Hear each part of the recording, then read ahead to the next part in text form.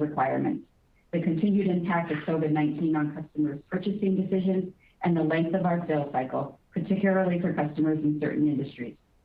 Please refer to the press release and the risk factors and MD&A sections of our SEC filings, including our most recent 10-Q and our 10-K filed for fiscal year 2020, for information regarding such risks, uncertainties, and assumptions that may cause actual results to differ materially from those set forth in such forward-looking statements.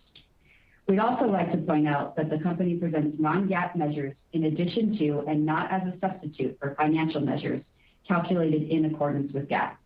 All financial figures we will discuss today are non-GAAP except for revenues, net income, remaining performance obligations, or RPO, and current RPO, or CRPO. To see the reconciliation between these non-GAAP and GAAP measures, please refer to our press release filed earlier today and our investors presentation, and for prior quarters, previously filed press releases, all of which are posted at investors.servicenow.com. A replay of today's call will also be posted on the website. With that, I would now like to turn the call over to Bill. Thank you, Lisa, and good afternoon to all of you. Welcome to our Q1 earnings call. I hope everyone remains healthy and safe, and you and your loved ones are benefiting from broader vaccine availability. ServiceNow remains grateful to be in such a strong position to help support our families, communities, and customers.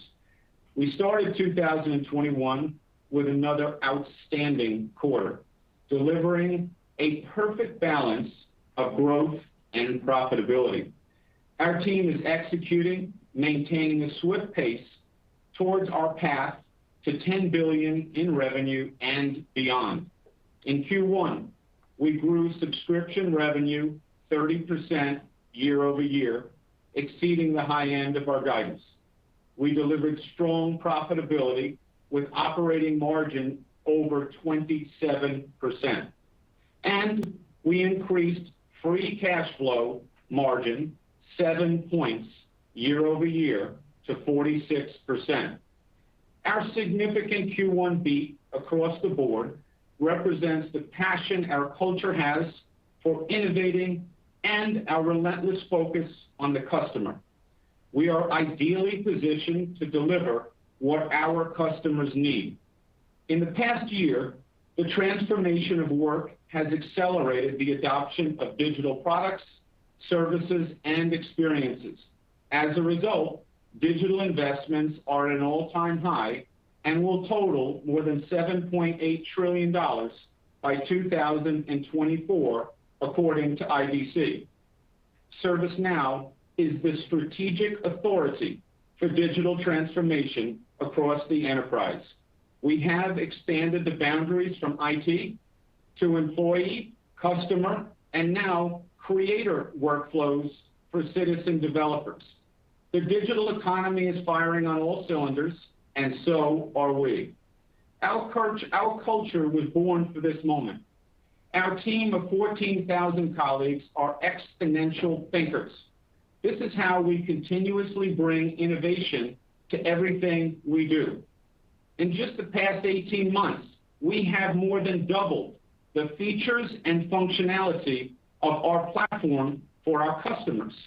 We're at the epicenter of the workflow revolution. Our purpose has never been more relevant. We are making the world of work better for people. We are helping our customers dream big and to build their digital bridge to the future. Xerox, for example, is working with ServiceNow to transform the services industry. Leveraging our field service management, their technicians will use machine learning to proactively solve customer problems. They're using virtual and augmented reality tools to resolve their customers' issues via desktop, mobile, and smart glass devices. In this bold new world, it's as if their agents are there in person. Digital transformation is about creating great employee and customer experiences. In an increasingly distributed hybrid workforce, companies need to create frictionless experiences that make it easy for employees to get work done. This requires seamless cross-enterprise workflows, linking systems, silos, departments, and processes. Only the Now Platform can do this with native integrations. The platform of platforms, the power of one data model, one architecture, one enterprise solution to workflow every business challenge. This is what ServiceNow delivers. We are the only ones doing what we do the way we do it. Strong demand for ServiceNow is evident in our results. High growth, organically driven at mass scale, while aggressively investing in future growth and delivering significant profitability. An amazing business model and a true testament to the power of the Now Platform. Our teams keep innovating. We're proud that Quebec, our latest platform release, delivered 1,700 new customer capabilities. Breakthrough innovations like predictive AI operations, AI search, and virtual agents that enhance every experience, to name a few. ServiceNow is helping customers move to the cloud and invent new business models.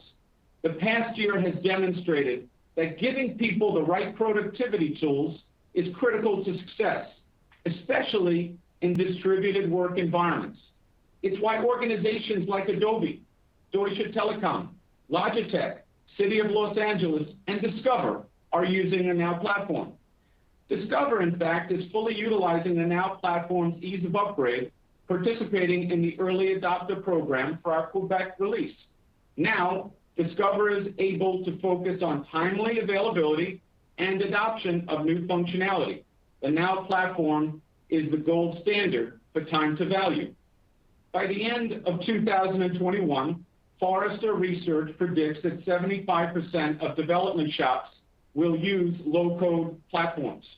With Quebec, we are delivering new low-code tools that move app development beyond the borders of the engineering organization and into the hands of citizen developers.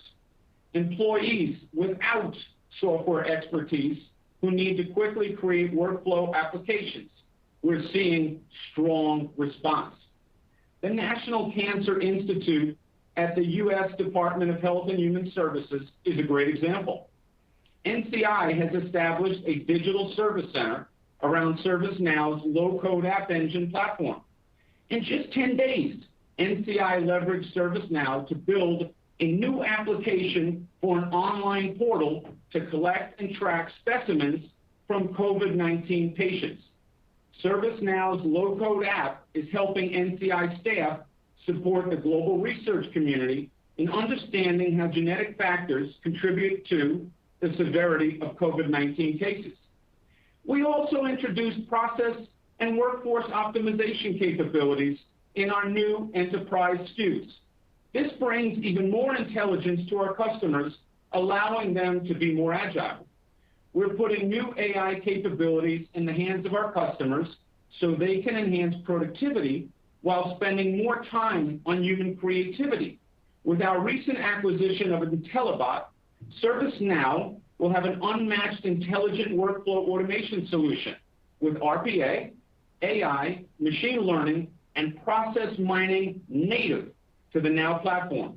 You'll hear more about this from our Chief Product and Engineering Officer, CJ Desai, at our upcoming Investor Day. Please be there. Now let's look more closely at Q1 performance highlights across our portfolio. Our Better Together solutions continue to drive more multi-product deals. Our core IT workflows remain strong. ITSM was in 12 of our top 20 deals. Our AI and ML capabilities embedded with our Pro SKU continue to resonate with customers. ITOM had a strong quarter and was in 13 of the top 20 deals. EMEA was especially strong. We're hitting a new gear with CEO engagement. We're seeing more demand across industries, including financial services, as EU banking regulations require companies to have full visibility into their assets while also managing risk.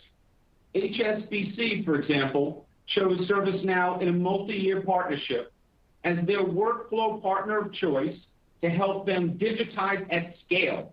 Supporting HSBC's employees, ServiceNow will deliver the technologies needed to simplify their architectural landscape. This creates efficiencies, better controls, and compliance. Australia and New Zealand Banking Group also chose the ServiceNow platform to consolidate, simplify its IT systems, and streamline operations to improve the employee experience. The Now platform gives them the advantage of a fully integrated view of technology and risk. We continue to see strength in our customer workflows. Our investment in the telco vertical are gaining traction daily, and it's materializing in wins across the globe. Lumen Technologies, a leading telecommunications company, is transforming its customer care and assurance function with ServiceNow customer workflows. They will use the Now platform to deliver best-in-class customer experiences across their networking, cloud, and security solutions. Telia, a leading multinational telecommunications company, selected ServiceNow to transform service operations, connecting network operations, employees, and customers around the world. Creator Workflows, our platform business, was in 19 of our top 20 deals. 3 of our top 10 App Engine wins came from APJ, where we are seeing increased awareness of ServiceNow and it's continuing to drive demand. A large global manufacturing company in Japan is planning to use our App Engine to automate manual processes, take out costs and risk associated with migrating on-premise applications to the cloud. This will be a movement in Japan. In the U.S., the Now platform is at the heart of the city of Los Angeles' digital transformation, helping to provide reliable access to essential services for its 4 million citizens. The city is expanding its use of digital technology to provide immediate access services, which enables citizens to get the assistance they deserve. Employee workflows were included in 8 of our top 20 deals. Zalando is a leading online platform for fashion and lifestyle, connecting customers, brands, and partners. As part of their HR transformation, they will implement a central employee services portal using ServiceNow's employee workflows. Zalando sees this as a critical component in supporting their growth and improving their employee experiences. Employee and workplace safety are top of mind for our customers. We are the only company with a complete suite of applications to meet these critical needs. Since the start of the pandemic, ServiceNow has been at the forefront of solving unprecedented challenges. We saw the need early and acted quickly, first with our emergency response apps, then our safe workplace apps, and now with vaccine administration management. We leverage the speed and agility of the Now platform and the incredible talent of our product team to innovate fast, deliver market-leading solutions to support our customers, and help keep them safe. You see, organizations are trapped in the last mile of vaccine management as they lack the processes and infrastructure needed to vaccinate people quickly. This is the workflow challenge of our time. To address these challenges, organizations are using the Now platform as their vaccine management command center. Our workflows are connecting organizations' existing technology infrastructure to help orchestrate the critical elements of the vaccine management process, including distributing, administering, and monitoring vaccines. The Minnesota Children's Hospital implemented our vaccine administration management in 5 days so they could stay focused on their number one priority, caring for children. The hospital is using ServiceNow Virtual Assistant to answer questions and schedule patient vaccinations. They are leveraging inventory tracking and scheduling to ensure appointments, staffing levels, and vaccines are all in sync. Germany's largest state, North Rhine-Westphalia, is using ServiceNow to support vaccinations for millions of people. Within 2 hours of the portal going live, 120,000 people had registered and received an appointment. ServiceNow ended Q1 working with over 100 organizations and governments globally to help vaccinate people at scale. We are supporting the delivery and management of millions of vaccines globally. We will continue to do more. The workflow revolution is all about helping people. We are humbled to be helping so many people around the world manage this workflow challenge. In summary, we had a great start to the year with strong momentum. I'm so proud of what our team has accomplished over the past year and what they continue to achieve. From the beginning of this pandemic, we have focused on taking care of our people and taking care of our customers. That's why we're so grateful to be named to the Fortune 100 Best Places to Work list for the first time. And we're proud to have increased our position on the Fortune Best Workplaces in Technology list by more than 10 points. Our culture demonstrates time and again how we power through all weather conditions. Our engineering pride is unmatched, our innovation relentless, and our customer focus tireless. We have a very, very robust pipeline, substantially greater than anything we've seen before. We have all the learnings of digital customer relationship management. Our strong go-to-market organization is operating in high gear. Our customer services and partner ecosystem is accelerating time to value. Our business is ever resilient. Our opportunities never greater. We continue to work with some of the world's greatest brands, including BMW, Bristol Myers Squibb, FIS, Subway, Standard & Poor's. We're honored to be their digital transformation partner. And we're also excited to highlight even more customers at our upcoming Knowledge 21 experience in May, which will be our biggest customer event ever. And we look forward to seeing all of you at our upcoming Investor Day. This ServiceNow machine is firing on all cylinders. We're not slowing down. We are well on our way to 10 billion and beyond, and we are striving with all we have to be the defining enterprise software company of the 21st century. Gina, over to you. Thank you, Bill. Q1 was a great start to the year. On the heels of a tremendous Q4, the team continued to execute well and delivered another strong quarter of outperformance. We exceeded the high end of our subscription revenue, subscription billings, and CRPO guidance, and those top-line beats carried through to a very robust operating margin and strong free cash flow.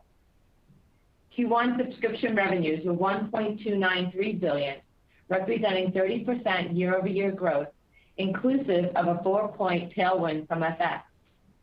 Remaining performance obligations, or RPO, ended the quarter at approximately $8.8 billion, representing 34% year-over-year growth, putting us well on our way towards our $10 billion revenue target. Current RPO was approximately $4.4 billion, representing 33% year-over-year growth and 100 basis points beat versus our guidance.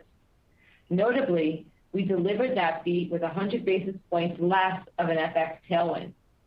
Due to the weaker euro, currency contributed 4 points instead of our original outlook for a 5-point tailwind.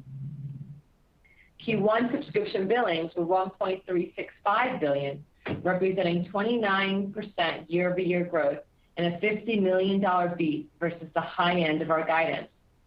FX and duration were a 4-point tailwind year-over-year. As Bill mentioned, we saw particular strength in EMEA as investments made in 2020 are gaining traction. In Q1, the region closed one of its largest deals ever, helping to drive very strong year-over-year net new ACV growth. We're also seeing improving trends in APJ, where we landed 2 of the top 3 platform deals in the quarter. We continue to see the secular tailwinds driven by the intersection of digital transformation, cloud computing, and business model innovation. Every C-suite leader wants to create great experiences for their employees and their customers. and ServiceNow is delivering. The Now Platform offers the speed, flexibility, and innovation companies need. The sustained strength of our top-line growth is the result of consistent execution from across the organization as we address these opportunities. From our engineers who continue to drive leading-edge innovation, to the sales and customer success teams who partner with our customers to ensure we're delivering value, and everyone else in between that help to deliver great experiences. It's been a tremendous team effort. Our renewal rate remains strong at 97%, as the Now Platform remains a mission-critical part of our customers' operations. We closed 37 deals greater than $1 million ACV in the quarter, including 7 net new customers. Our focus on selling comprehensive solutions instead of point products continue to drive more multi-product deals, as 17 of our top 20 deals included 3 or more products. We now have 1,146 customers paying us over $1 million in ACV, up 23% year over year. And the number of customers paying us $5 million or more in ACV grew over 50% year over year. Turning to profitability, operating margin was 27%, up 300 basis points year over year, driven by our strong top-line outperformance and the timing of some spend that will shift into Q2. Our free cash flow margin was 46%, up 700 basis points year over year, driven by strong collections and lower T&E. Together, these results show the power of our business model and our ability to drive a balance of growth and profitability. Before I move to guidance, I want to give a brief update on the macro trends we're seeing in our business. The industries highly affected by COVID that we outlined early last year, which represent about 20% of our business, remained resilient in Q1. We closed several 7-figure deals in these verticals, and renewal rates were ahead of the company average. However, we did continue to see some headwinds in severely impacted industries such as airlines.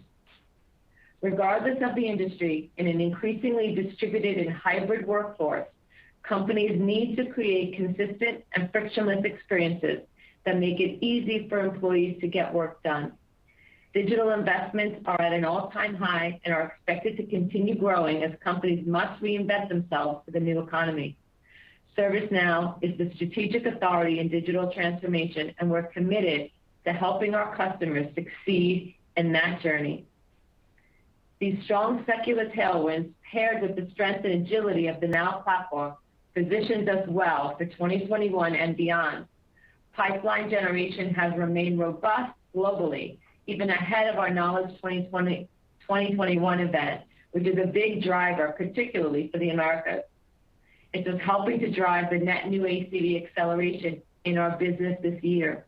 Enterprises around the world are recognizing the strength of our one architecture model and its ability to deliver great, scalable experiences with speed and efficiency.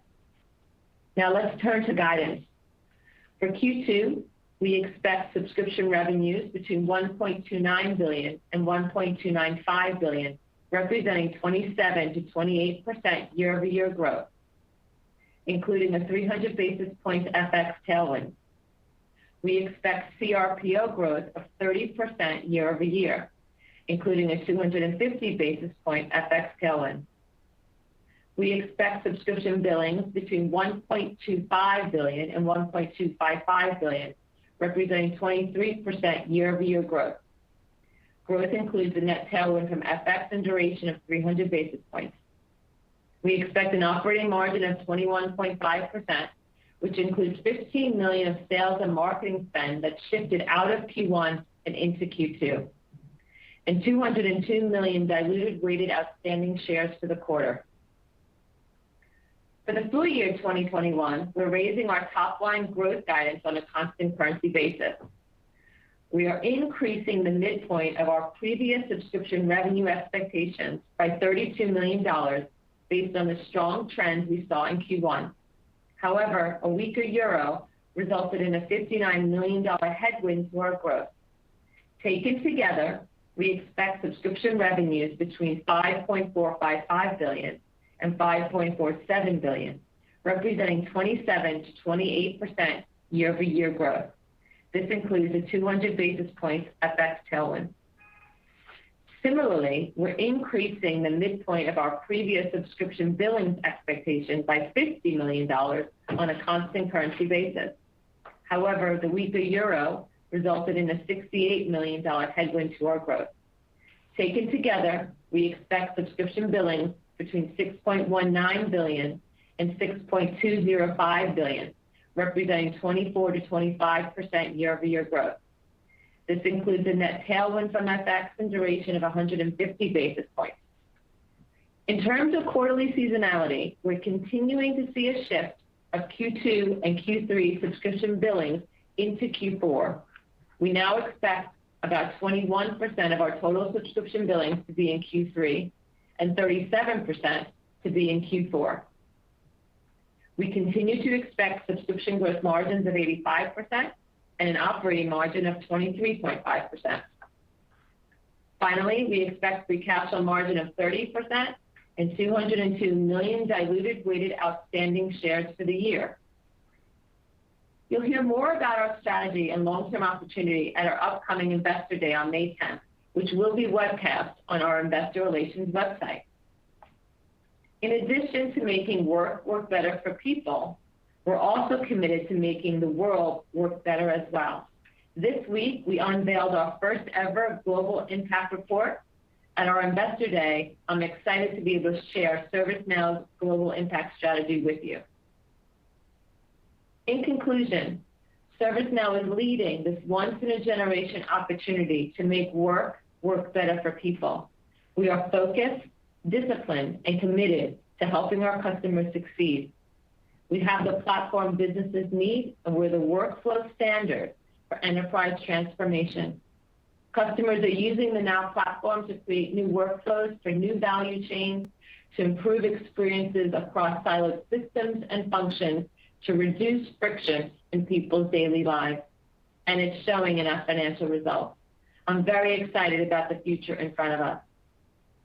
Finally, before moving on to Q&A, I just want to thank all of our employees around the world for helping to make ServiceNow one of the Fortune 100 best places to work. ServiceNow's greatest strength is its people, and you all continue to make us ServiceNow strong. Bill and I couldn't be prouder of this team. And with that, I'll open it up to Q&A.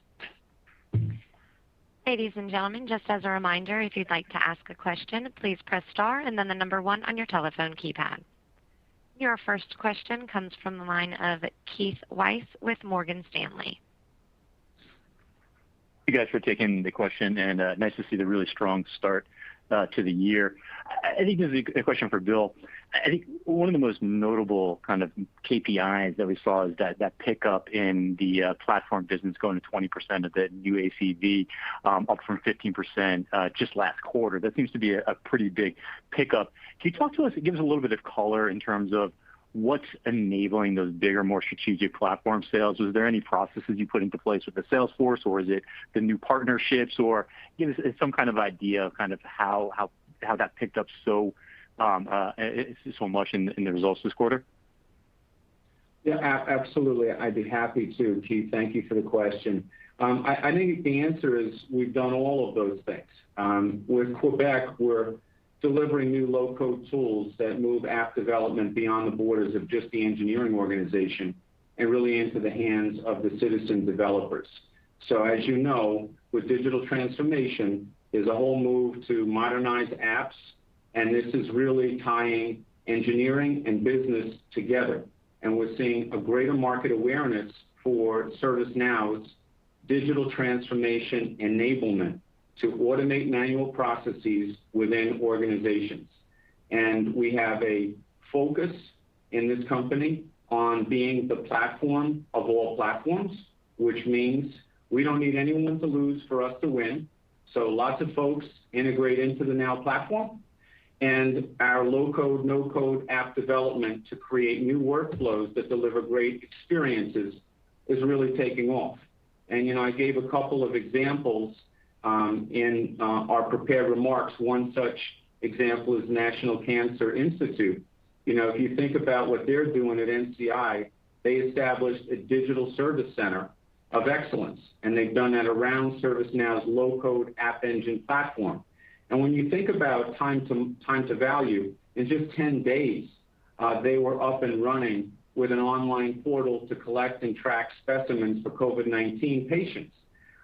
So we think that this is going to be a runaway success story for the company. And when you look at the year-on-year growth here, and you look at the pipeline, we're extremely bullish on this business. Excellent. That's super helpful.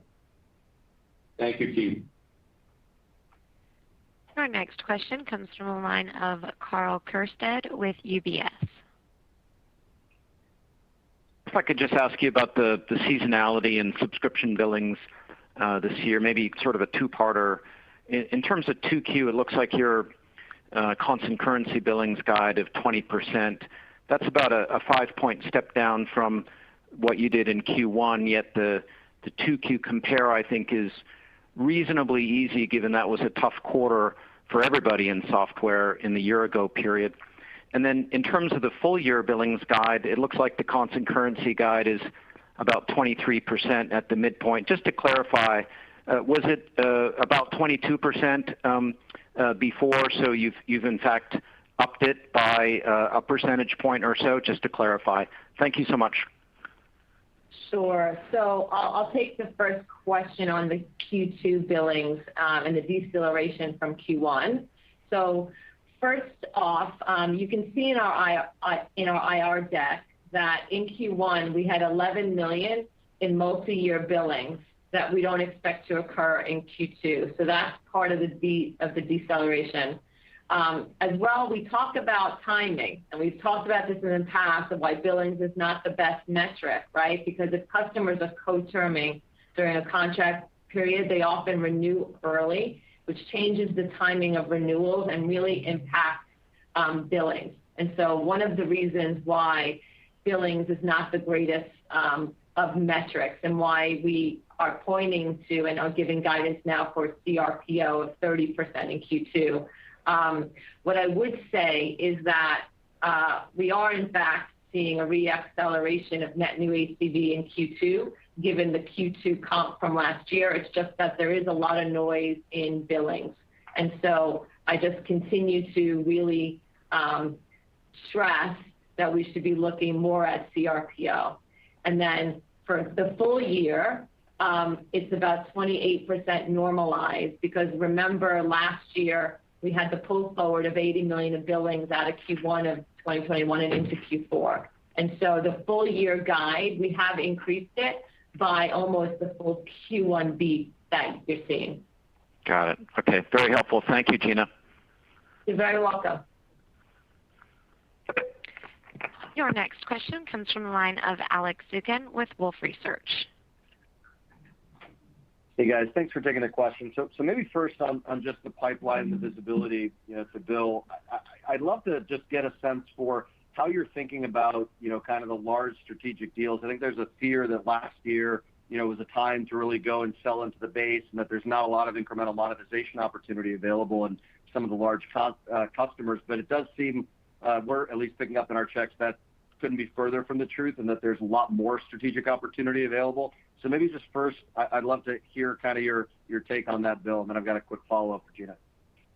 Sure, absolutely, Alex. And first of all, when you look at the pipeline in my prepared remarks, I was very careful to point out that it's never been better than it is right now. And in fact, it's outstanding. And there's a couple of driving forces here. One, if you look at EMEA as a theater, the EMEA business is smoking hot. And you saw, 80% year-on-year growth in the first quarter out of EMEA. So let that be the first indicator that the brand is now alive and well. We're operating extremely well through the Rolodex of EMEA, and the CEOs across various industries and various mission-critical geographies are adopting us as the workflow standard. Continue to believe in EMEA as a great wellspring of growth to ServiceNow. And that was a big one for us to get really rolling. The other piece is APJ. We're seeing now outstanding growth out of APJ, and I would say the same is true for the brand. Now we're well known. We're on fire in Japan. As you know, Japan is an on-premise market and needs to move to the cloud. The workflow revolution is one great way to get them going in the cloud. I gave an example of that in my prepared remarks. We're also expecting better things out of Australia with a leadership adjustment that we've made. We see South Korea doing extremely well. So I want you to believe in APJ as yet another wellspring of growth that can go higher and higher for ServiceNow. We've always been strong in the Americas. The Americans had an extraordinary Q4, as you know, and they'll kick back into their normal growth rates and higher and be on course with where we wanted them to be at the end of Q2. So you add all that up in the geographic theaters, and the business is in great shape. The other thing we've done is really focused on some breakthrough industries. Financial services and telecommunications quickly come to mind, where once we get rolling, the bowling alley effect takes effect very, very quickly here. And keep in mind, we're now in a global economy that is shifting quickly to lights back on. Last year, GDP was down substantially in the global economy, yet digital transformation spend was up. This year, as the economy comes back, they're not slowing down digital transformation spend. Actually, it's also going up, but the economy is waking up. So what's gorgeous about this for us is we now have the CRM techniques of digital selling, combine it with the direct selling that always worked well, and some of the techniques that we've enabled also on inside selling, and how we've taken the whole marketing value chain from the brand and communications to field marketing, industry specialization, product marketing, and then all the resources in the field to basically take that industry-specific, value-driven story to the customer, and we've aligned that with our services organization and an expansive ecosystem with all the big partners betting long on ServiceNow, setting up global practices with ServiceNow. So, Alex, I've been in this business for 20 years. I've never seen an opportunity like this in my career, and I actually think we're just getting started. That's awesome. Thank you, Bill, for that. And then maybe just a follow-up for Gina. So as we think about moving our forward-looking indicators to current RPO and RPO, I guess, can you maybe remind us of, are there any kind of quirks or seasonality or things we should keep in mind? Because I think some people are going to do, change in RPO, which is a little bit harder when there's, less decimal places, quite frankly, to do it from. But anything we should keep in mind? You're guiding to that 30%. There's a little bit of FX tailwind there. Anything we should think about there? Yeah, CRPO is definitely a better guide, and there's less noise in it than billings, but there is noise. There's no perfect forward indicator for you. And so if you think about contracted upsells, for example, and the timing of renewals, that could impact CRPO. Additionally, self-hosted deals could potentially impact CRPO vis-a-vis revenue growth. So there's no one perfect indicator, but CRPO is definitely a stronger indicator with less noise. So we will continue to guide one quarter out, and we'll continue to stress that it has less noise and less confusion in it than the billings metric. Got it. Thanks, guys. Congrats.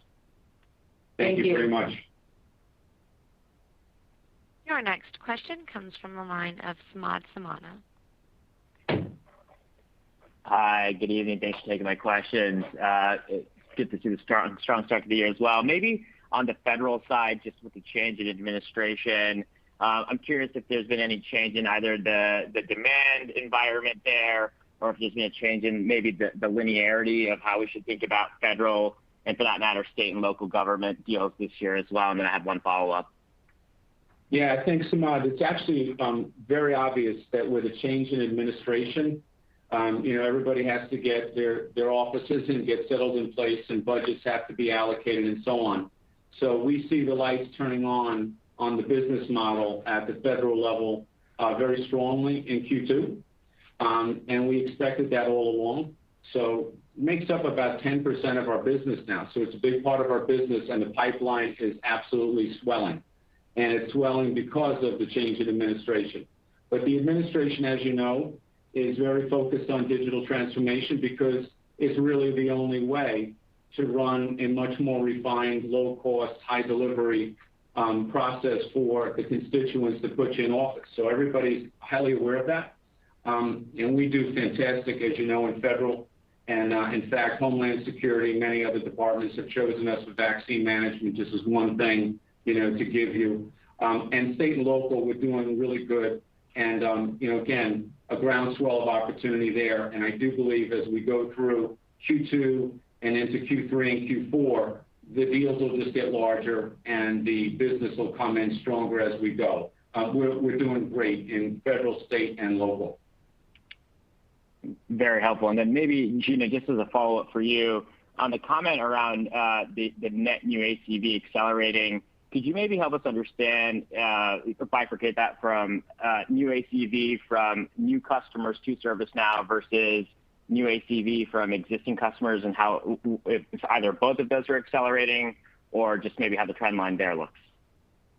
Yeah, I would say that we were really pleased with new logo growth in Q1. We saw strong growth in our new logos with 7 new customers greater than $1 million across several verticals, right? Pharmaceutical, insurance, e-commerce, just to name a few. And most of these deals actually had 4+ products. And so we are continuing to see good traction in the new logos and obviously existing as well. And so we saw, we're not going to give you numbers, but I wanted to make sure, again, with billings noise, that people understood that we saw strong net new ACV acceleration in Q1 and expect that as well in Q2 and throughout the year. Great. Thanks again for taking my questions. Have a good night. Thank you, too. Thank you. Your next question comes from the line of Kash Rangan with Goldman Sachs. Very much. Congratulations on a superb quarter, Bill and team. Bill, I have a question for you. It's been a year now since we've been working and running the business virtually. And so one end, you could argue that the deals that are being closed today were at least that got into the system about a year back or so.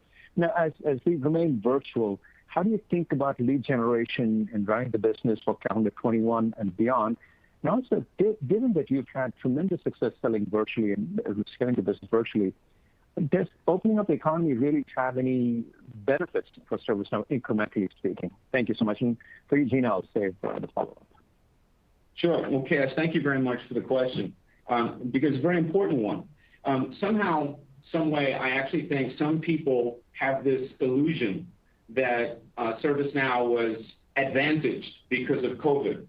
And the truth is that is not the case. The truth is that we leaned into vaccine management on an emergency response, return to work, and vaccine management level.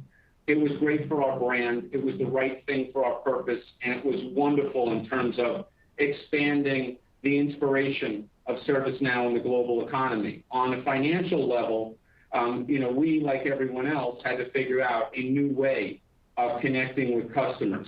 And in that environment, you'll always do better with your existing customers that already really like you and are loyal to you in terms of expanding your portfolio across your base. What you're going to see now is net new logos, net new ACV really kick up into high gear at ServiceNow, which makes this such an exciting story because our sales force is a largely go-to-market direct sales force. And now they will be able to utilize all of those skills that have been built into that culture and are wired for perfection, really wired for perfection geographically, by industry, and by persona. And that will now be a new tailwind for the investors to enjoy as we progress in 2021. The lead generation, I tried to cover that earlier too, Cash, because I want to really make this clear. We have really refined the company in the context of generating leads.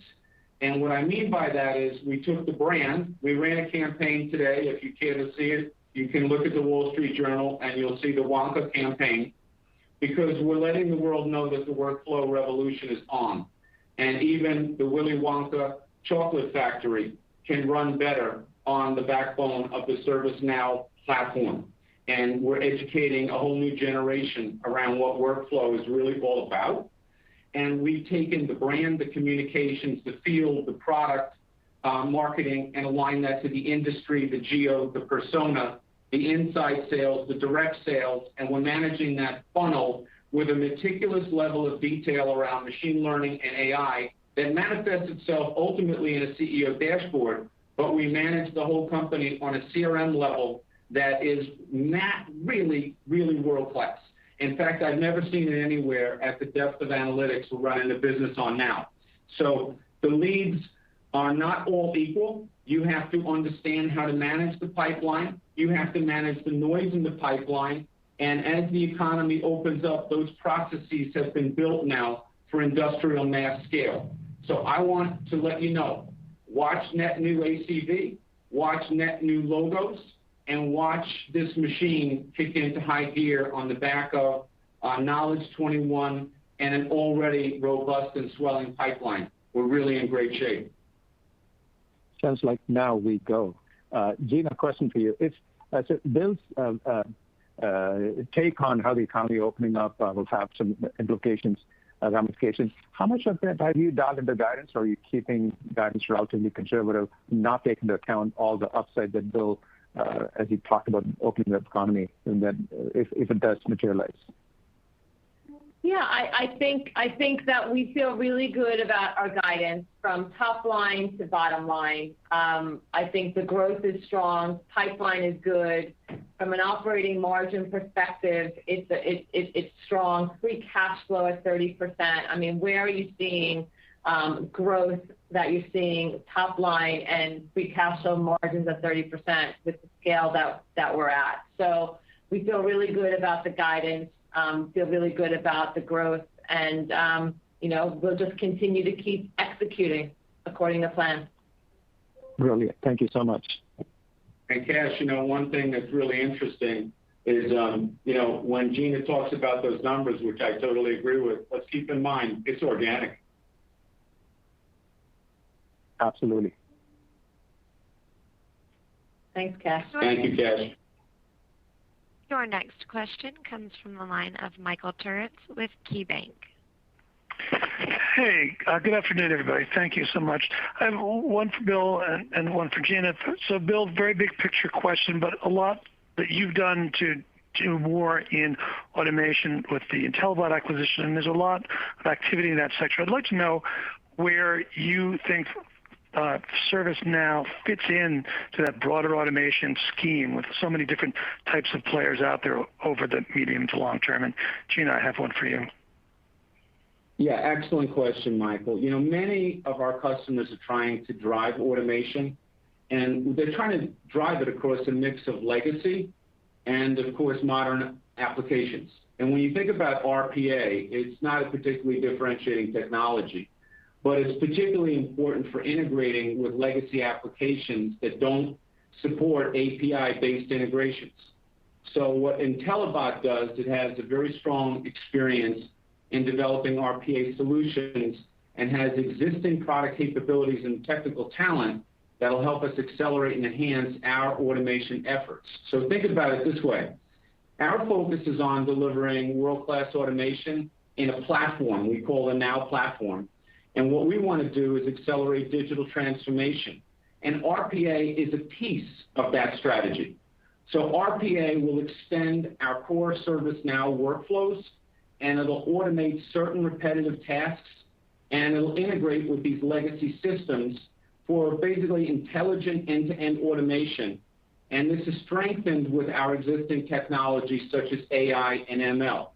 And as it relates to our participation in the open market, I can tell you that customers tell me that they feel like RPA has left them with islands of automation. And it's getting harder for them to manage as they scale. They're kind of hitting a wall. So what they're looking for is what we're providing, which is a single platform where workflow is the core engine that drives the process. And then they have a choice of the right automation technology for the use case based on integrations, RPA, decision management, or artificial intelligence. So what we'll give them is we'll give them something that's natively integrated into the Now platform. But for example, if UiPath or any other well-known RPA technology out there, such as Automation Anywhere, if they're looking to work with them, that simply integrates into the Now platform. And they support us and we support them because we're all on the side of the customer, and that's what really matters. And you know, I really think this is a breakthrough moment in this Q&A because we have taken that position with all participants in the market, that we don't need anyone to lose for us to win. What we do is we workflow end-to-end business processes, and we're automating work to make it work better for people. And if the customer has a certain vendor that they're working with, it integrates seamlessly with the Now platform, it's okay. But there's a lot more of them that are saying, give it to me on one platform, make my life simple. I don't want islands of automation. I want a platform that really manages my business in a smart way. Either way the customer wants to work with us, we're happy to work with them. Thank you very much, Bill. And Gina, my question for you, in some sense, it may be an extension of what Kash was asking. But, you know, as you pointed out, you raised the guidance for subscription billings for the year by just under the 1Q raise. And there is still some, even ex the 11 million, there's some slight decel into next quarter. So is there anything that is, in fact, holding you back from guidance that would have been higher at this point? No, the only reason why the full guide wasn't put through to the full year was we had some pull through of billings from Q2 into Q1 of about 7 million. We feel really good about the guide, and you know, I think it's a strong guide throughout, and we're going to really see the seasonality, right? So Q2 and Q3, I tried to talk about that. Whereas we're seeing more and more billings being pushed into Q4. That's really what you're seeing here. We're seeing very strong acceleration of net new in Q2 as well as into Q3 and Q4. Yeah, okay, thanks, Gina. Bill. Oh? Yeah. And I think it's worth noting that, like, you know, it's the way the customer wants to do business, right? So when they have a multi-product contract and they want to consume and combine and do all these things, we're just seeing the trend line go more toward the Q4 from the seasonality standpoint. But the good news is, and that's why I think Gina did a great job with, you know, changing kind of the nomenclature around this to RPO, because, you know, that's what the customer wants. We give the customer what they want and the timing that they want. But what I think our investors want out there is they want to know, are you guys getting new logos? Are you guys getting net new ACV? Is your pipeline doing great? Do we have room to believe that this is a story that can keep delivering? And the answer to all those questions is yes. Thank you, Bill. Thank you, Gina. My pleasure. Thank you. Our next question comes from the line of Brad Sills with BofA Securities. Oh, great. Hey, guys. Thanks for taking my question. One on the DevOps release. It's exciting because it really could further that evolution of ServiceNow as a custom apps platform. There's always been that potential for ServiceNow to play in that market, but primarily the success has been in packaged applications, ITSM, ITOM, employee, customer workflows. So my question is that the case? Does this DevOps solution accelerate the company's kind of move towards a custom apps platform? And given that that's such a vast market, are there certain areas or use cases that you might see success early? Thank you so much. Yeah, I think that's a really insightful question for sure. When you think about, you know, what's going on, like I talked about Discover in the prepared remarks, right? They were an early adopter of the Quebec release, and what they're doing is trying to give value back to the business. So they shared that it's a better time to be a developer on the ServiceNow platform than ever before, because they use the new user interface builder, and this capability has allowed them to basically create modern and data-rich applications at an incredible pace. And then at the same time, what you see happening is innovation at the edge of the enterprise. Like, I'm the executive sponsor for one of the biggest banking customers in the world. They got to modernize 5,000 applications. So they're basically saying to me is, how can I, for my business people, modernize an application really quick or build a net new application? So what you're seeing is this convergence now between the developers and the business people demanding innovation and change swiftly coming together on the Now platform. This business, I would not be surprised if it ends up being the biggest business we have. I see the money going to the cloud, whether it's multi-cloud platforms, it's SaaS platforms, or it's app innovation at the edge of the enterprise. And we are right there. And the fact that we can connect it across all the experience zones, all the way back to IT, security, DevOps, et cetera, gives us a unique competitive differentiation and competitive advantage. That's great, Bill. Thanks so much. My pleasure. Thank you. Your next question comes from the line of Sterling Auty with, I do apologize, Sterling Auty. With JP Morgan. Thanks, guys. Just one question from my side. So on those hardest hit industries, you called out airlines. I'm just kind of curious, what percentage of those, that roughly 20% of revenue in the hard hit industries are in the airline use case where there's still a headwind versus the rest that maybe are starting to bounce back and maybe look at incremental investment for digital transformation? So thanks, Sterling. It's much smaller. It's less than 5%, and so we are really seeing a bounce back in the bulk of those industries that we had called out last year as being part of the 20%. And we talked about some really large deals in some of those verticals, including retail, entertainment, transportation, and manufacturing in this quarter, as well as the renewal rates in those industries are actually higher. So what's really happening, as you can imagine, is these customers who have been harder hit, they're more focused than ever on reducing risk, taking out costs, driving productivity, and so they are leaning in even more heavily with ServiceNow than before. And so I just wanted to make sure that people understood that not every customer is in that lucky position right now, and there are still some that are hard hit, and we continue to work with them and help them through it. But yes, the bulk of these industries are really bouncing back fairly well and really helping lean into this digital transformation that we're seeing. Got it. Thank you. You're welcome. Thank you, Sterling. And we do have time for one more question from Derek Wood. Squeezing me in. Question back on the low-code side of the market. There certainly seems to be just a lot more market dialogue around low-code tools to accelerate transformation. And Bill, I'd love to hear who's championing these initiatives. And will you be looking to add new kinds of sales motions to target the citizen developer outside of IT? And then maybe if you could just touch on, I think Quebec had a focus on advancing some low-code. Anything to highlight there? Thanks. Yeah, sure. First of all, I would just remind you that ServiceNow's positioning, enabling line of business users to develop workflow automation is really perfect. And we are at the kind of epicenter, I would say, of secular tailwinds, which are forming around the convergence of IT and business, which I said earlier.